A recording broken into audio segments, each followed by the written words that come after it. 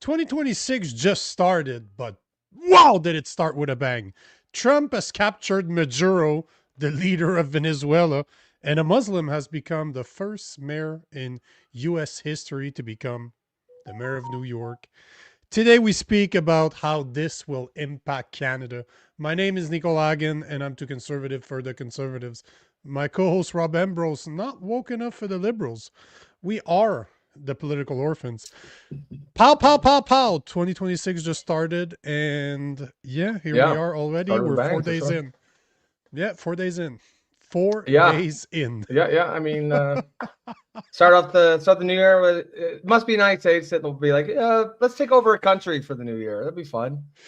What about Yeah. Venezuela? Let's get those guys. Um, yeah, well, I mean, what do you think about it? Pretty big. I mean, it's everywhere right now, obviously.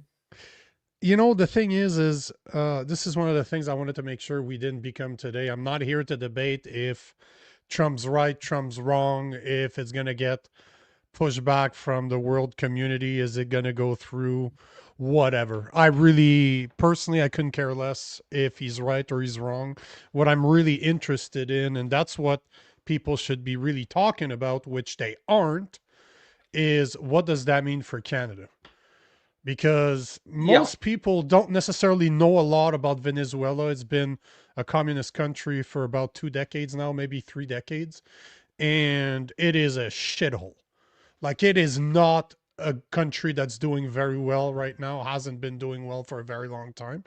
But there's a lot of things that people don't understand in the implication of the US controlling Venezuela, especially their natural resources. This is where the big problem is for us Canadians, considering how dependent we are on the US to buy our exports. Because for those who don't know, don't remember, you're looking at around 75 to 76% of our exports go to the US. Now, what's the biggest thing they buy from us? An idea? Well, What's oil, our obviously. biggest? Yeah. Yeah.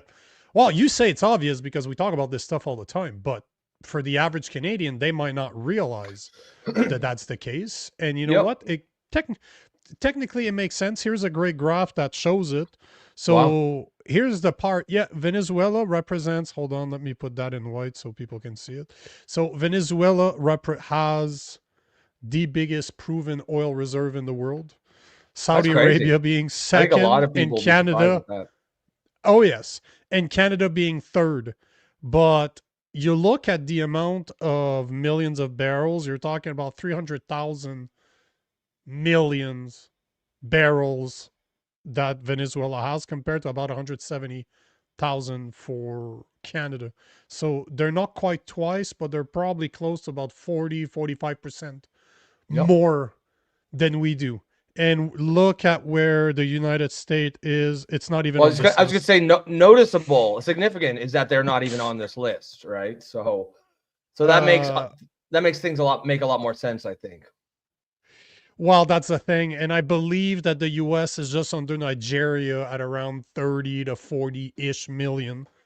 Yep. Million. We're Yep. talking about hundreds of Billions. thousands of millions. Actually, wouldn't that be trillions? I If it's think hundred million. Yeah. thousands. So 37 million or 37,000 million barrels. Yeah, that's got to be. It's either 370 million or No, it 3.7 would be billion. billions or they're trillions. So I Yeah, think it's these billion. are Yeah, trillions. So we're talking about a vast amount of of oil. resources. Oh, Yeah. yeah. And if Yeah. we consider that, here are the numbers. I spent a lot of time today just researching it.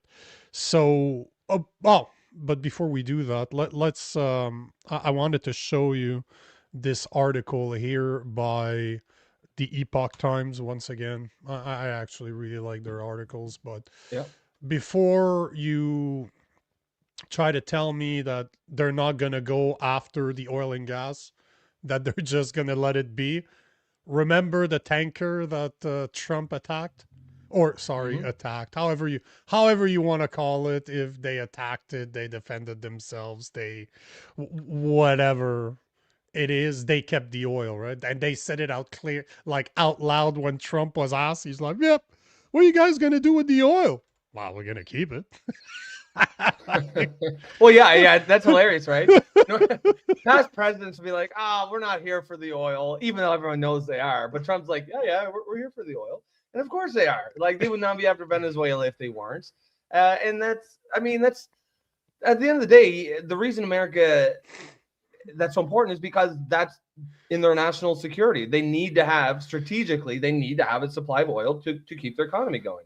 That doesn't mean though, and I think this is where what's important to point out, you hear the leftists be like, oh, he's going there for the oil. They think that Trump goes down there, takes out Maduro, and then they just steal their oil. That doesn't mean that. What that means is it means they're going to install American companies who can safely extract it, but they're going to pay fair market value for that oil. They're not going to just take it, right? That money, much of that money will filter down into the Venezuelan economy, of course. Some of it won't, for sure. But it's like, remember we talked about the Ukraine mineral deal, and we said, yep.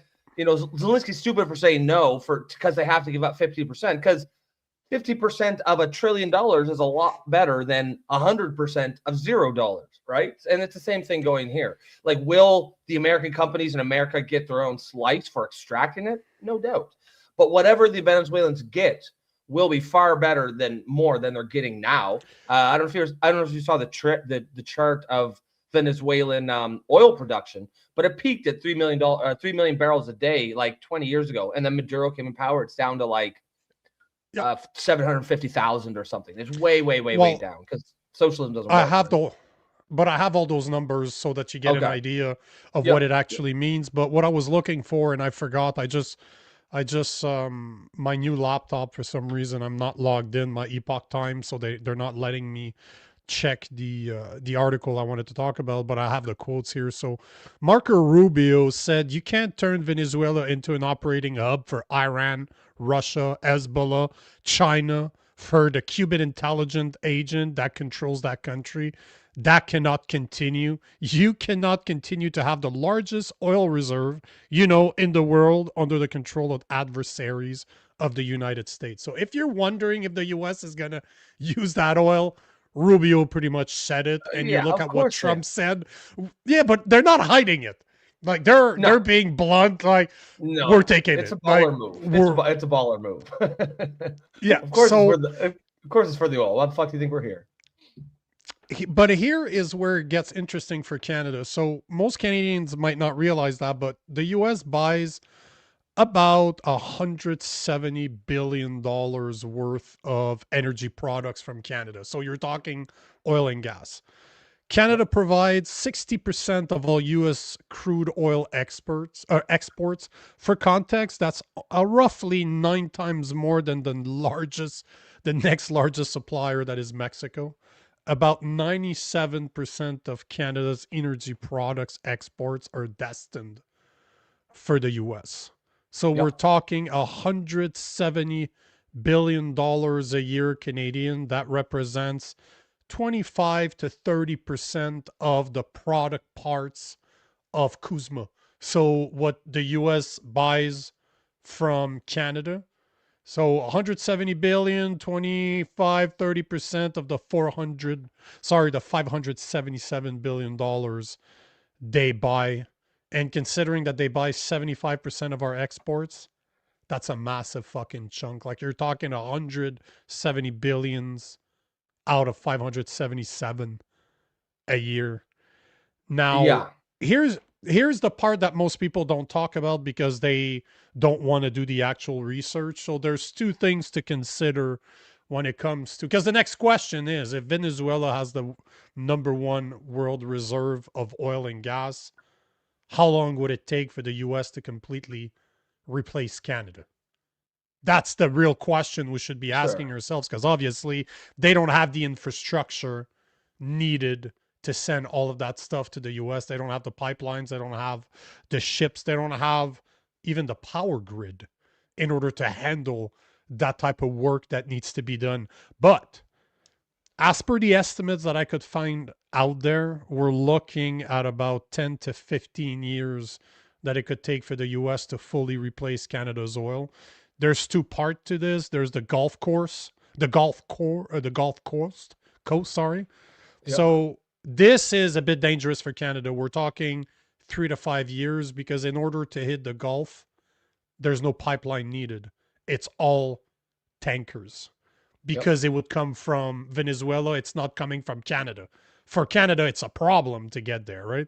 So, and a lot of the refinery, because I don't know if you know this, but the oil and gas, that's the oil that's in Venezuela is dirty oil. Like it's Yeah. not as Same as clean as Canadian. Same as ours. Canadian. Well, ours is also dirty as No, well.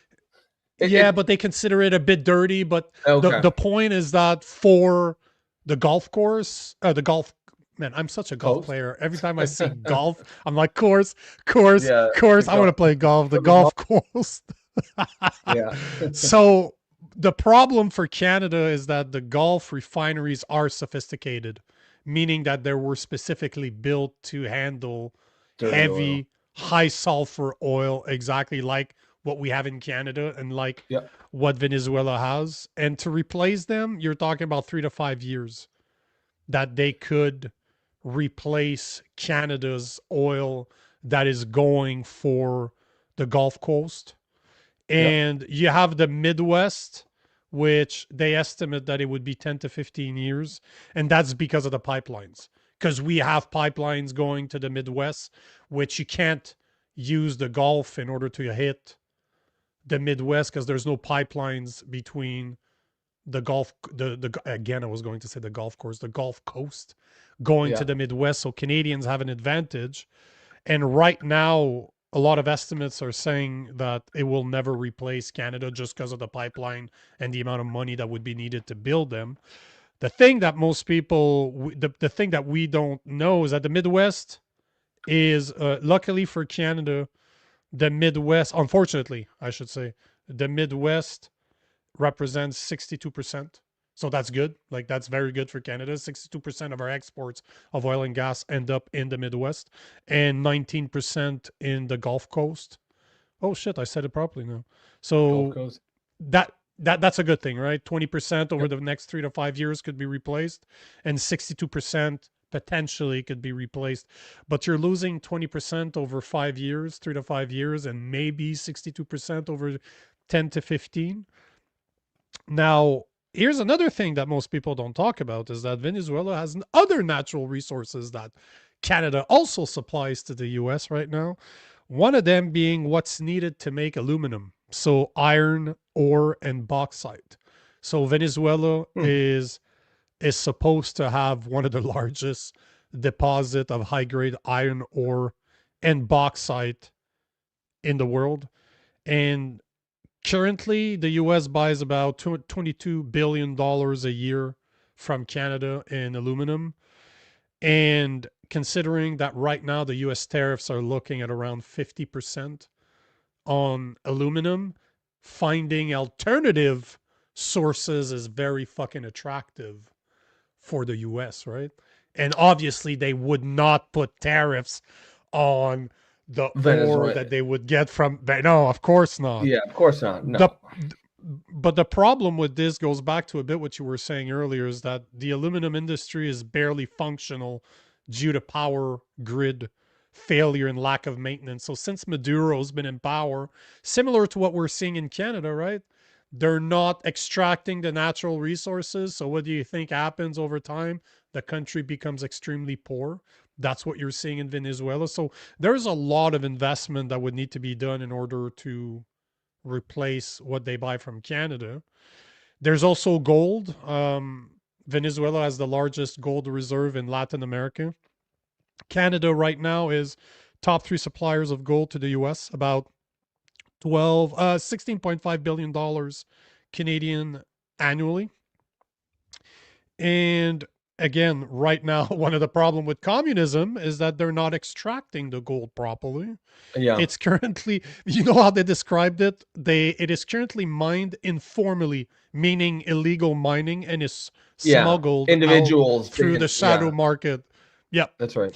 And the other thing to keep in mind, the third thing that, well, technically that would be the fourth if you consider. So oil and gas, you have what you need to do aluminum, you have gold, and then the fourth one is critical and rare earth mineral, which that's one thing that Canada does sell to the US. But right now, the US is desperate to break its dependence on China for battery metals, and both Canada and the Venezuela are key players. So Venezuela has nickel, which is used for EV batteries. Canada is a major supplier, but Venezuela claims to have 340 million ton of nickel. Cobalt, used in smartphone and aerospace, and they also have thorium, a powerful future nuclear fuel. And if you remember, I think it's $90 billion that Trump is investing right now in building nuclear power plants in the U.S. Nice contract that went to Brookfield, by the way, if Yeah. you want to tie that up, Yeah. just so that I can add Brookfield in there. So then here's the numbers. $178 billion in oil and gas yearly is what the U.S. buys from Canada. $80 billion in minerals and metal is what the US buys from Canada. So you're looking at $258 billion a year, or 45% of all the products the US buys from the US could potentially be now found in Venezuela. And like we've been saying, another thing that's interesting is that you will see Venezuela become a very rich country. If you have a country like the US that takes over, puts all their companies there, agree with it or not, it's irrelevant right now. I don't care if you don't think it was right or it was right. The point in the matter is, put a bit of people hungry for money there. They're gonna find jobs. People are gonna work. People are gonna extract their natural resources, and they're gonna make a shit ton of money. Something that Canada should be doing right now. So it's very interesting to see what's happening with Venezuela, and we'll see over the next few years what happens. And again, I don't even have an opinion if Trump did the right thing or not. Why we all know why he did it. It wasn't to remove a dictator. Fuck that shit. Sure. You can say that all you want. He would have removed No. Cuba. He would have dealt with Cuba a long time ago if that was really a problem. So we all know why he did it, the natural resources. Yeah. He doesn't want China to do it. Whatever you think, Sure. it was done to control the natural resources. For sure it was. And I mean, in some ways, I think it's, I think, as you say, the main focus we should be talking about is how does this affect Canada? But just to zoom out a little bit from a global political standpoint, I think it's very interesting in that it seems to signal, I heard all these mostly leftist, leftoids, woke far left people, moaning about international law, but international law, like, that era is coming to an end. International law has never been a real thing. All that's been is that the countries that are the most powerful have sort of played the game a little bit. So like the United States over the last 40 or 50 years have made a point about, international law. But the United States can always do whatever the fuck they want. And they're just proving that. Now we're almost getting away from that era, even though it was always about great powers doing whatever the fuck they want. It just, there was a little bit of a lie about it. The United Nations gave tiny countries like Venezuela or I don't know, fucking Morocco feel like they had a seat at the table with the big boys, and they were players. Now it was never true, right? But it gave them that feeling. But now this almost signals to me a return to great powers just doing whatever the fuck they want. Yeah, exactly. Yeah. We can do whatever the fuck we want. If don't come to me on international law. If you think you can stop me, come and try it, right? Come and do it. And so it's interesting. And I'm not saying that's a good thing or a bad thing, but it is an interesting thing. I actually think it's we've talked a little bit here on that the big geopolitical story of the next 20, 30 years is probably going to be something like a Cold War II, except instead of U.S. versus the Soviet Union, or the U.S. and the West versus the Soviet Union and the Warsaw Pact countries, it'll be the U.S. and the West versus China. And Russia will be sort of China's right-hand man kind of thing in this battle. But to me, this seems like Cold War 2.0 battle, maybe one of the first ones, because Venezuela absolutely was leaning towards China. And I think America was thinking they can't just have that in their backyard. And so from the geopolitical standpoint, that makes sense. Of course, it's fundamentally, it's also the oil. It's also the minerals. As it relates to Canada, I think I know people are saying it's a disaster, and it very well could be, but maybe this is what we needed to actually pull our head out of our asses and start building pipelines to the coast. Start extracting our own minerals. Maybe this signals it's the dinner bell for the United States saying we're going to be buying up a lot of this shit, so start producing it. I don't think it means that they're going to come for us next, like some people seem to be worried about. But I think it'll be much easier for America just to sort of get us in line, sort of like break our spirits a little bit by, get us out of this mindset that we're going to stand up to Big Brother and then be like, okay, now that we've taken you down a peg or two, go produce your minerals, go produce your oil, and we'll buy it from you for a fair price. Remember, our dollar sucks so much. It's worth it for them, right? They don't even want to take it over, because if they took over Canada, they'd have to buy our minerals in US dollars from American companies. They'd rather just buy in Canadian dollars, buy from us cheaper because they can pay in Canadian dollars. I'm very curious to see how that's going to affect the Kuzma negotiation in July, because that Trump is going to use that to his advantage. That if there's one thing he's very good at is swinging that big dick and just saying, fuck you. Not happy? Well, fuck off. We all know that he's very good at doing that, so it'll be interesting to see. But, you look at what he did in Venezuela, and now you have people saying, oh, he's going to do the same thing in Canada. And as much as I don't want the US to start adding countries to their countries, because that brings us closer to a one world government, which I'm completely opposed to. If you gave me a choice about continuing as it stands right now, continuing on the path of Canada with the Liberals with a majority government, or the US, I would take the US. Not because the US is better in the next 40, 50 years, but it would delay the bullshit that's coming. Because I think they're all playing their role to a one world government. They're all kissing somebody's ring, and it is not the country they're representing. They're kissing the ring of somebody higher up. It's just, it would take more time through the US, at least I think. Maybe I'm completely wrong on that one.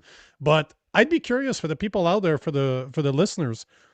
Would you rather continue under a liberal government for the next 4 years, or would you endorse an American government, us being the 51st state? Like, I don't think it would ever happen as in one single state. That means that no Republican would ever be elected ever again. But would you rather continue on the path of Canada right now, or would you rather become part of the US? Because that's a fair question, I think. I think it's a fair question. I'm curious. I see you start a few comments. You want to start taking them? Yeah. We'll take a few, because there's lots of really good comments here.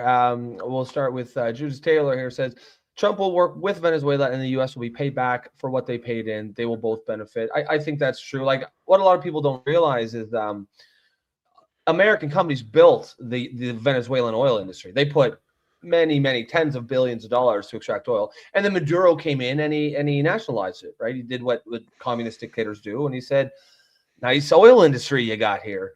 Be a shame if something happened to it." And then he's like, "It's ours now." And so that's why Trump, I've heard a few times, I think maybe JD Vance and maybe Trump have said something like, "We're going to take back our oil." And of course, the left has been like, "Oh, see, he's going to steal oil. What does he mean it's American oil?" No, it's not American oil. But they do have tens of billions of dollars worth of infrastructure and equipment that is American owned. And that does give them some rights. And actually, what gives them the most rights is that they have the power to do it, really, because, we are back at a might makes right situation, it seems like. And he's not going to steal the oil. Venezuela will do much better. Venezuela will probably be a prosperous country 5 to 10 years from now because of this. Oh, yeah. Oh, yeah, 100%.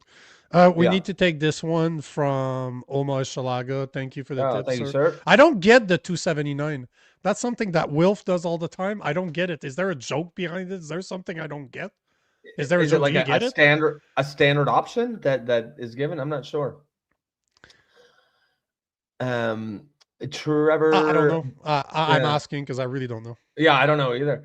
Trevor Benson says our oil will go up because less demand with Trump taking avail. I mean, I think in the short term it might help because in the very short term, just all the turmoil in this event, Venezuelan oil production will probably take a brief dip. When I say short term, maybe a month or two, but they're gonna get it back up and running pretty quick. I think in the long term, the American companies built this infrastructure; they know the infrastructure, so it'll be dated and obsolete and it'll need repairs, but I think they'll be up and running pretty quickly, which means that I don't think, like we talk about like replacing Canadian oil. I don't think that's going to happen. They're still going to want to buy Canadian oil as well as Venezuelan oil. It just takes away a lot of leverage from us. They'll probably buy it for less because they can, which is why it's so like this is really, really important for us to start building our own export capacities and being able to sell our oil to China and to Europe. And if America has a problem with that, well, then they can just buy it from us at a fair market price. Although the problem, and that we spoke about a lot, and I'll mention it again, if you look at the MOU that was signed between Carney and Alberta, it Yep. will outprice Alberta's oil 20 to 30% over the world market by adding a carbon tax at $130 a ton. And they're talking April, and adding carbon capture, the pathway project. So it's not looking good for Alberta. What's happening right now with Venezuela is not good. And the No. fact that the carbon tax is going into Alberta at $130 a ton on top of the carbon capture pathway project, this is not good because by my calculation, you're talking 20 to 30% above the world market price just in green bullshit ideology, tacked on taxes on top of an oil industry that should not be touched at all. Just let them produce as much as they want and put them to the world market. The only thing the federal government should do is build fucking pipelines or remove the damn. I don't want the government to own them, but remove the Remove the red tape, restrictions. Yeah. remove Just the let red company. tape, and say to the provinces that they can go fuck themselves and they have to take them. Like, we don't care. You take the if you take equalization payment, fuck you. You're taking a pipeline, and I'm talking about Quebec right now and Ontario. Yeah. I mean, that should be, yeah. I think that should be a standard. If you take equalization Oh, see, payment, you yeah, don't get to say no. You don't get to say no to yep, pipelines. yep. That's what's paying your Screw check. you. Yeah, Yeah. screw you. Yeah, exactly. New Dog says oil's just part of it, but to be fair, the U.S. built that infrastructure. Chavez and Maduro stole it from the U.S., so we were taken back. Yeah, I mean that's true. They did. American companies built it, and so yeah, they do have some legitimate claims here. Yeah, I'm Um, looking. This is what I'm trying to see if it was Chavez or I think it was Maduro. Chavez, and then Maduro sort of Continued, obviously, continued it. made Yeah, it did worse. you see they bombed Chavez's tomb? Or yeah, Hugo Chavez. He's got this like hero's tomb in Caracas. And just for no reason, like no strategic benefit whatsoever, just as a giant fuck you. Yeah, They bombed they bombed was it Cesar Chavez or Hugo Chavez? I get those two mixed up. But yeah, they just I bombed think it was the Hugo Perez, and then what was it? Hugo Caesar Perez. and Cesar Chavez. Hold on. I'm looking right now. But Yeah, I yeah, that can't. is. So it was Carlos Andres Perez in Okay. 1974, Yes. 1979 that took over the petroleum industry on January 1st, 1976. I'm just trying to get a quick history lesson here because my history of Venezuela's oil industry is not that great. Just saying. Yeah, it's Hugo. Hugo Chavez was the former president of Venezuela, and yeah, he yeah, they just bombed his tomb. So they've got their whole military operation going over here, and they're like, we should just bomb Chavez just as a fuck you. So I mean, you gotta like it. You gotta like the balls. Yeah, exactly. I mean, I think what's his name, Maduro. He was like he basically taunted Trump. He basically said, "Yeah, come get me," and Trump Yeah, said, I "Okay, saw that. we've got a patch, yeah, we've got Apaches en route." Um, But again, Judith Taylor let's says, be clear "Our oil." here. This has nothing to do with removing a dictator. This was all about natural No. resources. Can we all Yep. agree with what he did Oh or yeah. not? This is no different than the U.S. saying that a And it's Saddam certainly, Hussein. No, but remember when yeah, they say in yeah, Iraq, Saddam Hussein has world as yeah. nuclear. No, he doesn't. You Nuclear just weapons, want. yeah. $1 No, billion dollars. Yeah. no, he doesn't. No, he Yeah. doesn't. No, We all he know doesn't. that he And he, doesn't. You wanted an excuse to yeah, invade this country, plain and simple. yeah, Let's be yeah. honest here. Yeah, but Saddam's like, no, I really don't. Come on, you can come look. And no, no, we're not falling for that, buddy. We're just gonna come in and invade. Judith Taylor, yeah, she kind of says what you're just saying here now. Like, so for sure, like he got rid of. She says Trump had a three-fer, got rid of a narco terrorist. He wanted limited crude, and he derailed the BRICS coalition. Yeah, I mean, don't get me wrong. It's good marketing to say, oh, we got rid of a dictator, we got rid of a narco terrorist. That's not the real reason, but it adds a little bit for them. It adds a little bit to the marketing value of it. But the real reason is these last two: unlimited crude and derailed the BRICS coalition. Got Venezuela away from China, which is the direction they were trending in. Yeah, but they weren't part, And right? They were heavily lobbied to join, but they weren't part of it. But they yeah, would have changed the game with no, having the but largest exactly, they were oil. going to. They're Oosh. trending that way. Yes. Yeah. Yeah. Yeah. Oh, there's so much reasons why the U.S. did it. If you look at all the reasons that we can think of just on top of our heads, there's so many reasons why they did it. Yep. Again, do I Oh yeah. agree or disagree? We can all agree that it was not about removing a narco terrorist or narco No, dictator. no, That's no. bullshit. Fucking That's fentanyl. bullshit. They got the Mexican cartels down there bringing in meth and fentanyl by the truckload. And I mean, how much drugs is really coming from Venezuela? It ain't about that. There was a quote in a movie I saw. I can't remember what it was, but he said the only time the U.S. will cut the flow of drugs coming into their country is when there's nobody to buy it. So drugs yeah, are not. exactly. Yeah, it's not. There's definitely some truth to that for sure. Yup. Trevor says it's all about who has the bigger dick, and Trump is swinging it's like a lasso. I mean, it's got if you're an American, yeah, if you're an American, you got to feel pretty good about this right now. I know all the leftoid freaks, of course, are freaking the fuck out. But if you're just regular American, there's got to be some sense of like America, fuck yeah, because like these guys, like what I mean, it's like for so long, America they always had the big swinging dick, but they had presidents who were just afraid to use it, right? Who were afraid to swing it around a little bit.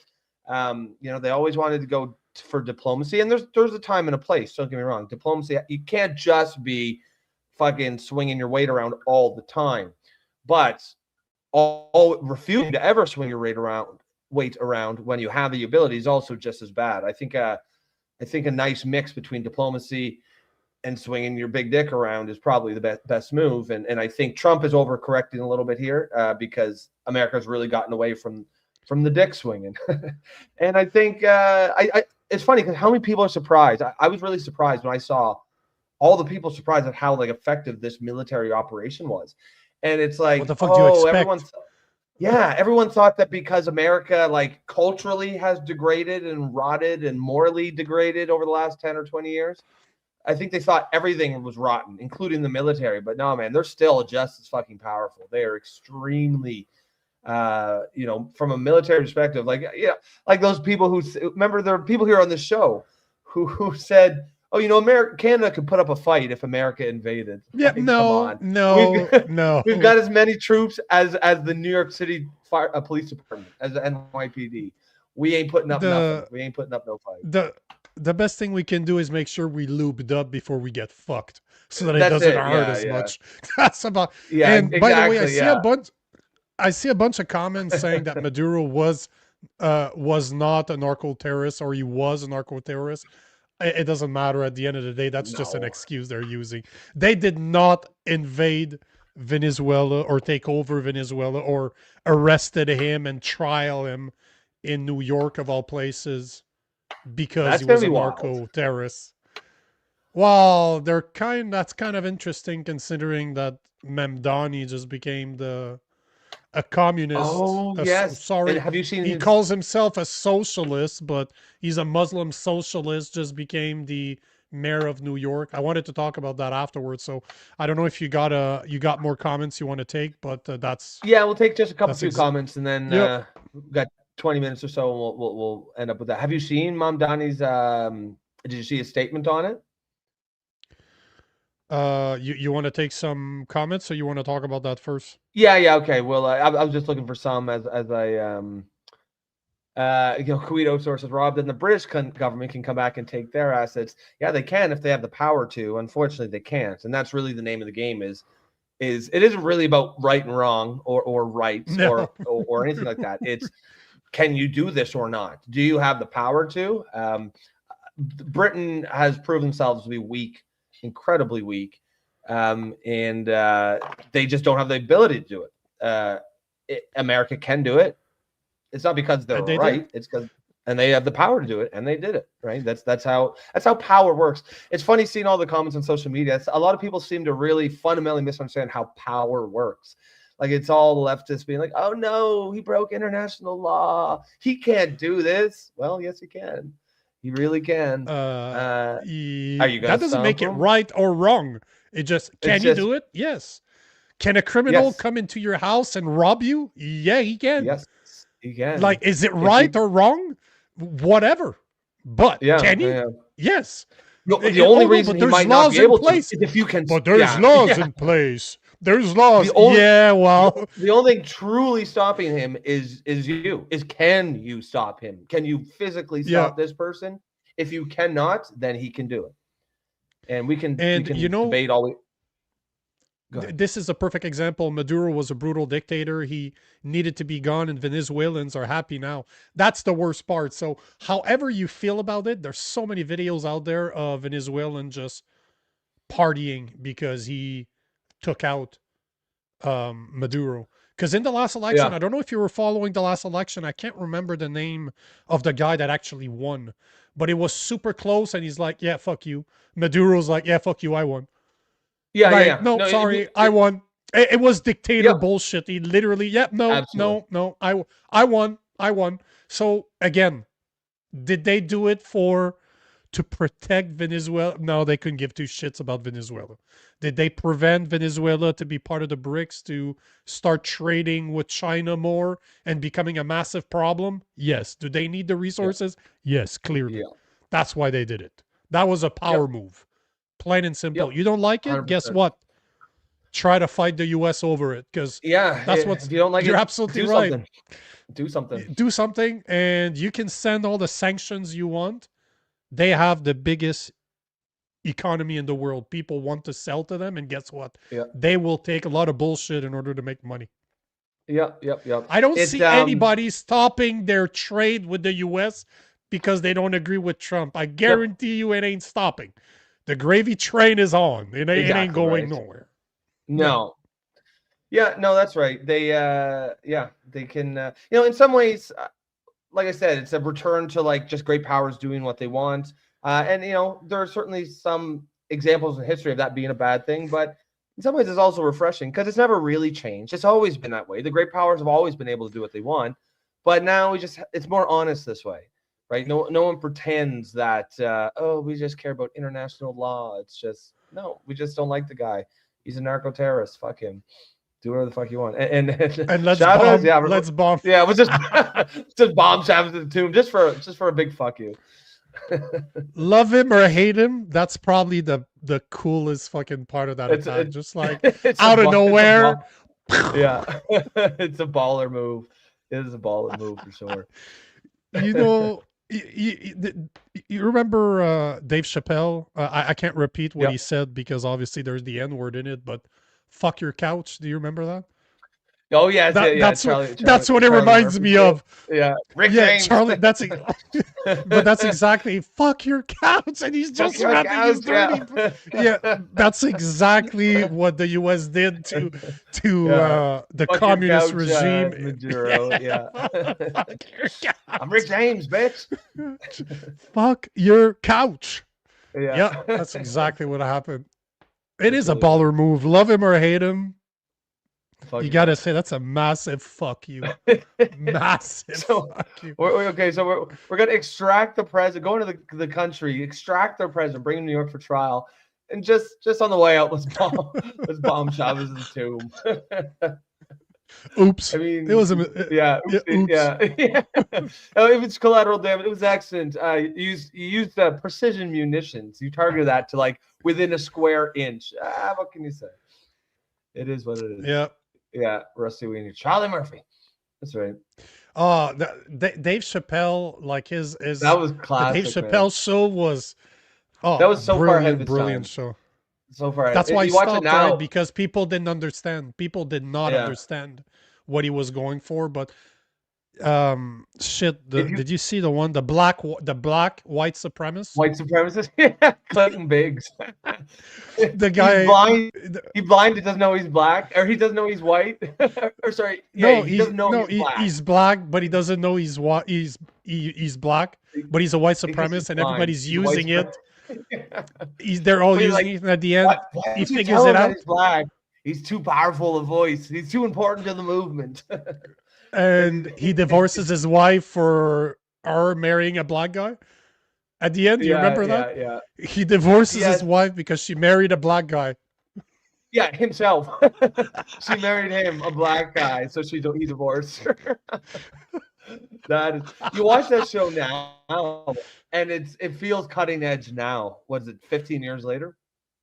Yeah, 20 years, yeah, almost. Like it was at the beginning of the 2000s, right? It's so weird to see him like 145 pounds compared to now. He hit the gym like he's like a good 200 pounds. Now he's a big boy. Didn't used to be a big boy. Juice. No. Yeah, probably. Gear for sure. Oh yeah. So any other? Because now we're drifting. We're definitely drifting. Let's go to Mamdani. So yeah. Oh, Mamdani. Do I need to show the video? Should I show the inauguration video? Let's bring that. Okay, let me. Because it was kind of interesting. Because he's the first. He is the first mayor of any cities in the U.S. to be inaugurated and sworn in on the Quran. That is one thing that I'm not surprised. Obviously, he's Muslim, but I wanted to tie it up to Canada to kind of show some of the stuff that I found over the weekend that it needs to be addressed. So here's this last like maybe a minute and a half inauguration of Mamdani on the 1st, which was what, Thursday last week? Yeah, Wednesday last week. Thursday morning, basically last week. Good evening, everyone, and Happy New Year to all of you. And I can't think of a better way to usher in 2026 than to be amongst family and friends and to inaugurate the man who will bring about a new era of progress, promise, and prosperity for New York City. Zoran, I am so proud of what you have accomplished, and I'm filled with joy about what we will accomplish for our beloved city over the coming years. And so with that, let us begin. Please repeat after me. Raise your right hand. I,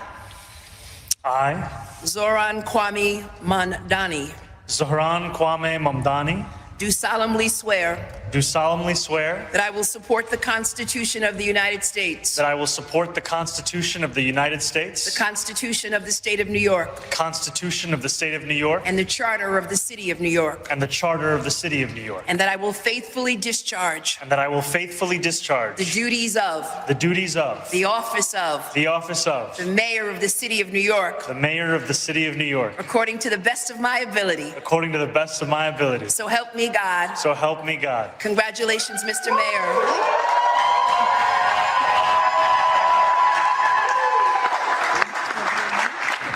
So there you have it. Inauguration of Zohran Mamdani, the new mayor of New York. And I wanted to address this. So you're seeing what he's holding, what the woman is holding. So just so you guys know, those two books there, they're both Quran.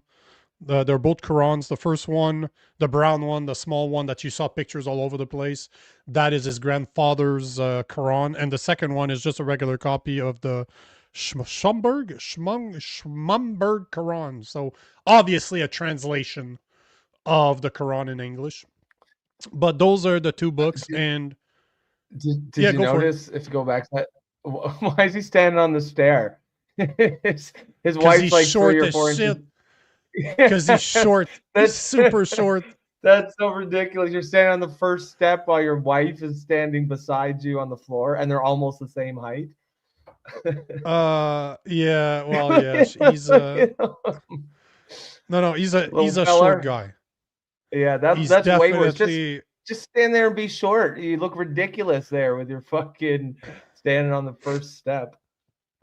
and they did that at like in the morning on New Year's Eve, right? During the celebration. They didn't even do that during regular business hours type of deal. They did that at night. That's sketchy Yeah, to me. That I found that to be very, very strange. Everything about this So guy is strange. I cannot believe that a Muslim is actually the mayor of the largest city in the US, because New York is the largest city in the New York when it comes to population. We're talking 8 million people, which is double the size of Los Angeles and three times the size of Chicago. Now, here's where it becomes interesting. So, first Muslim mayor. What was the number? What was the number we're always talking about? We're talking about 10%, that it's problematic when Muslims take over, when they become 10% of the population. That's about the number that we always see out there, that it becomes problematic. And right now, the population of New York is 11%. And they just elected their first mayor. And another thing that's interesting is 25% of Muslims in the US live in New York. That's another thing I found very fucking interesting. So remember, Rob, since you were gone, 11%, you know, the population, the Muslim population in New York, 11%. Okay. 25% of Muslims that live in the US live in New York. And remember the estimates that you keep on hearing coming out of Europe, that a Muslim population starts becoming problematic when they hit that 10%. Yep, that's right. And it's interesting, they're 11% that they just elected not only a Muslim, but a socialist Muslim. And here's why I wanted to talk about Mamdani today, because it's a sign of what's happening in North America.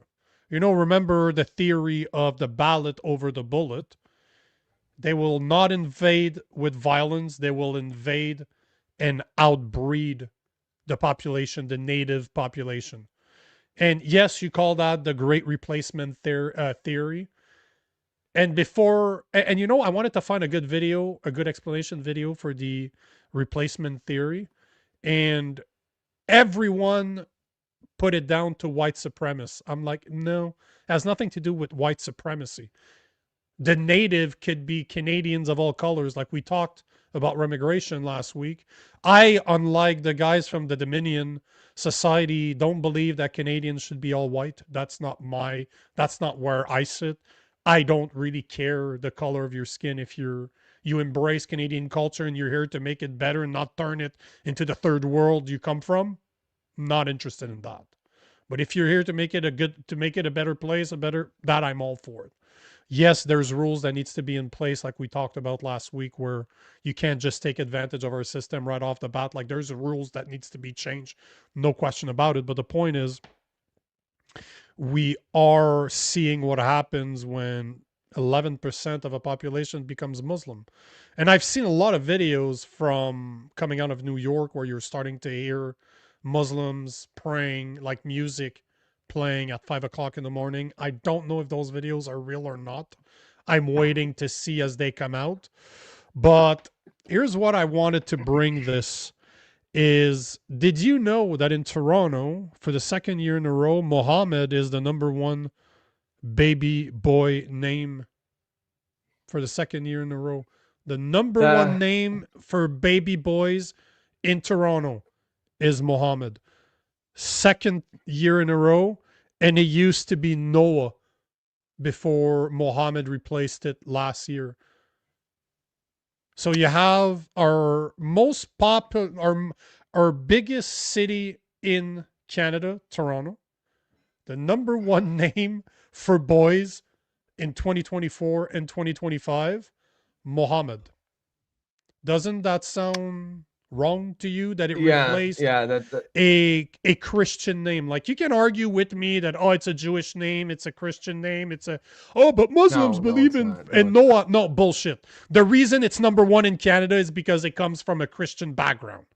Yes, that's it, plain and simple.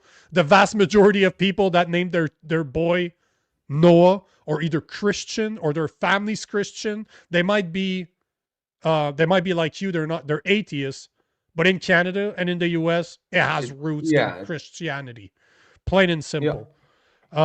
Did you know that it's become the #9 most popular name in Ontario? Mohammed, that is.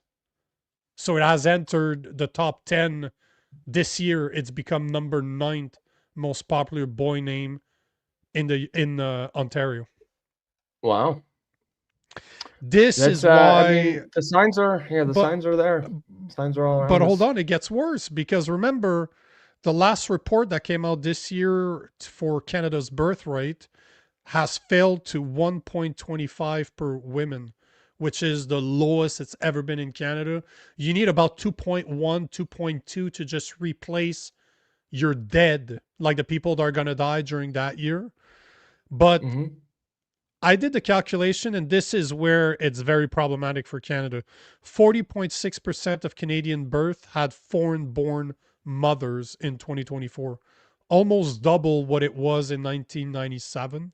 Since 2015, the population has increased by 16%, going from 35.5 million to 41.7 million. All that growth came from direct immigration and birth to immigrant parents, kids from immigrants. The Canadian-born birth to non-immigrant parents actually shrank by 1.5% over the past 10 years. 32% of people living in Canada right now weren't born here. 32%. So a third of Canadians, a third of the population in Canada weren't born here. If this trend continues, by 2037, 50% of people living in Canada will not have been born here or born from immigrant parents. 50%. So 10 years, 11 years from now, if this trend continues, more than 50% of people living here will not have been born here or come from parents that were born here. That's wild. So that's why I brought up the great replacement theory. And before you tell me that I'm full of shit, that it's not possible, remember what our Prime Minister said. Muslim values are Canadian values. Remember, this is something that he said that went viral all over the place. But the other thing that we need to understand is that, do you think it's a coincidence that our new ambassador to the US, Mark Wiseman, is one of the co-founders of the Century Initiative, the group behind wanting to bring Canada's population from 41 million to 100 million over the next 74 years. So by 2100, basically. And they want to do it, and this is all on their website, they want to do it through mass immigration, because this is the only way to do it. Obviously, our birth rate is 1.2. There's no way that Canadians are going to be able to grow from 41 million to 100 million. So you can go check out the website for the Century Initiative. But our new ambassador to the US, Mark Wiseman, is one of the co-founders, and he wants to bring our population from 41 million to 100 million. And again, do you think that's a coincidence that all those people are in power? Do you think it's a coincidence that Mohammed's the #1 baby boy name in Toronto and now #9 in Ontario? Because that's one of the, I believe that it is the province that most Muslims are in. It's in Toronto. It's in Ontario. I think Ontario and Alberta. Yeah, definitely. Yeah, no, that's the thing is I think a lot of people be like, oh, well, who cares what the religion is? Yeah, no, if it was just the religion, that would be fine. But within the Muslim community, a large percentage of them fundamentally want to change their host country. They fundamentally want to change Canada towards their culture, towards Muslim culture, towards Sharia law. And it is entirely appropriate to push back against that, to reject that. It's a political system. For the people out there that don't believe that the Quran is a political statement, it is what it is. Yeah, that's exactly what it is. The religion is political in nature. It's not just spiritual. They want to take over countries to spread it. There was a guy that said it beautifully, saying that Muslims, the Muslim religion spread through shedding blood, and Christianity spread through Christ shedding its blood. I found the analogy to be great. Yeah, sure. So, I mean, there is a history with Christian faith being spread through wars and stuff, with violence. Through the Crusades and stuff, and that's fine. But that was also 600 years ago. I'm more worried about what's happening today in 2025, and it ain't the Christians. Yeah, but the Crusade, you got to be careful with the But you got to be careful with the Crusade, though. And even like the Spanish Inquisition too. Oh, but that was wrong. That I'll be the first one to say that it was wrong. But the Crusade, this was a fight against Muslims. So you got to be very fucking careful what you say there. This is not a good example to say that the Christians were wrong. Because at one point, when do you stop? Because that's my main question that I have for the Christians out there. When do you say it's enough? As a Christian, because we're not told in the Bible to be violent. But there's nowhere that says that we need to take it either. Like, we need to be better for other people, but doesn't mean we should allow people to just kill us and just take it. So when is it enough, right? When do you stop and say enough? And we can argue that was what the Crusades were about. They pushed a line that was too far and just said, fuck you, we're done. So there's always violence. It's human nature. It's human nature to be violent. Yeah. But which one prones violence right now? As we speak right now, you make a great point. Which one is proning violence? Christians or Muslims? It's not even close. Not even close. And it ain't the Christians who are doing that. I mean, and I think it's certainly worthwhile. But it's interesting about Mamdani. We're talking about sort of Muslims.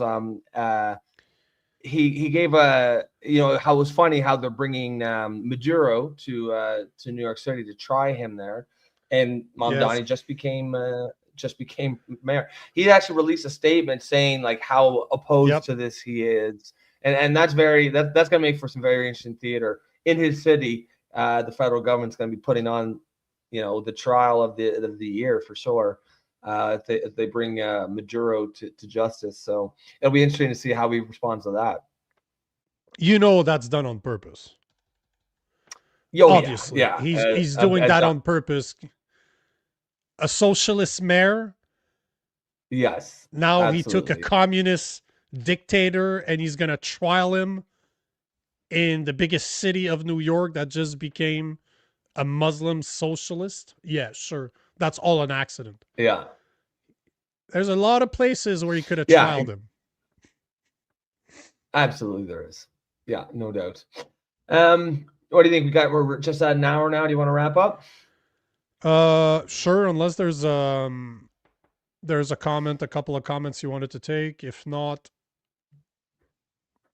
I think we're good to go. We took a bunch earlier, but that's up to you. We did take a bunch. I think lots of really good comments. But I think just trying to read. Nico, I believe Carney was swinging, but yeah, I mean, a lot of just sort of agreeing with you and stuff. I think it's probably a good spot to pin it there, guys. Thanks for tuning in. Excellent show tonight. Lots of really interesting discussions. If you are just tuning in for the first time, please consider supporting the show by becoming a member. You can do it through YouTube for the low price of $2.99 per month. You can also buy us a coffee, which you can see in your upper right-hand corner of your screen. That will allow you to support the show, help us to keep bringing you guys this high-quality content. And, of course, another way to support the show is just keep coming back. Throw those comments in there. The show is heavily based on user engagement, user participation, and, whether you agree with us, disagree, we want to hear from you. Other than that, folks, excellent start to the week. Take care of yourselves for this tonight, and we will catch you tomorrow. Peace. Peace.